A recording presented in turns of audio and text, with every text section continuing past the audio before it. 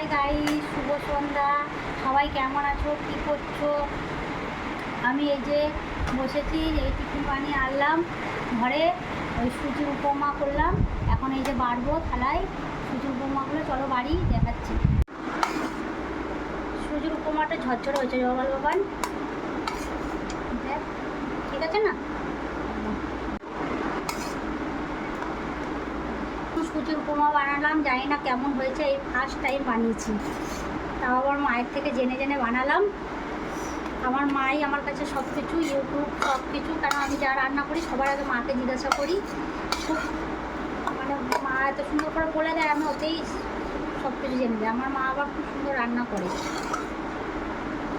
এই যে বাড়া হয়ে গেল, এই তিনটে একদম ঝরঝরে হয়েছে। ঠিক আছে বন্ধুরা, আমার বাড়া হয়ে গেল, এবার খেয়ে নিই।